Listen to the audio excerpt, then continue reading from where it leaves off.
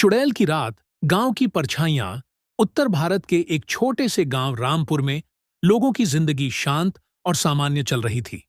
लेकिन उस गांव की एक काली सच्चाई थी जो हर कोई जानता था, मगर कोई जिक्र नहीं करता था।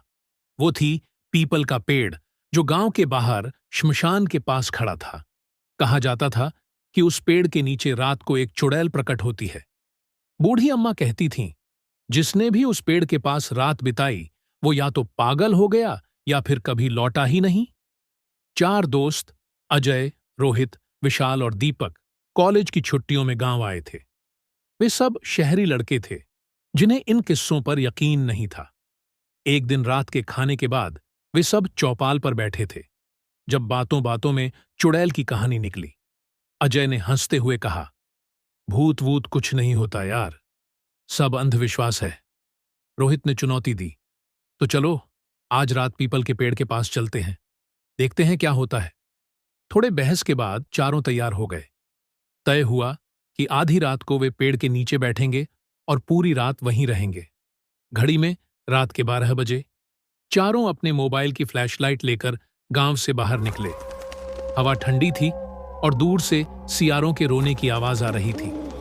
जैसे जैसे वे पेड़ के पास पहुंचे, उनकी हंसी कम होती गई और चेहरे पर चिंता की लकीरें दिखने लगी। पेड़ विशाल था, उसकी टहनियां जैसे अंधेरे में हाथ फैला रही हों। नीचे एक टूटी हुई चबूतरी थी जिस पर चारों बैठ गए। धीरे धीरे समय बीतने लगा। 1 बजे के करीब हवा अचानक तेज हो गई। दीपक बोला, अरे लगता है बारिश आने वाली है। तभी विशाल ने देखा, पेड़ के एक सिरे से सफेद साड़ी पहने कोई स्त्री झूल रही है। वो क्या है? उसने कांपती आवाज में कहा। सभी ने उधर देखा और दिल थम सा गया। वो स्त्री हवा में तैरती हुई उनके करीब आ रही थी, लेकिन उसके पैर जमीन से ऊपर थे। अजय घबराकर बोला, भागो, लेकिन उनके पैर जैसे जमीन से चिपक गए थे। चुड़ैल की आंखें आग जैसी जल रही थीं, बाल बिखरे हुए और चेहरा विकृत। उसने धीमे स्वर में कहा, क्यों आए हो मेरी रात में खलल डालने? दीपक डर से बेहोश हो गया। रोहित ने, तू वही है जिसने मुझे जलते देखा था, फिर भी बचाया नहीं? तभी विशाल की आंखों में कुछ चमका, एक पुरानी याद, जब वह छोटा था और एक औरत को गांव वालों से जलते देखा था। वही औरत, यही चुड़ैल थी।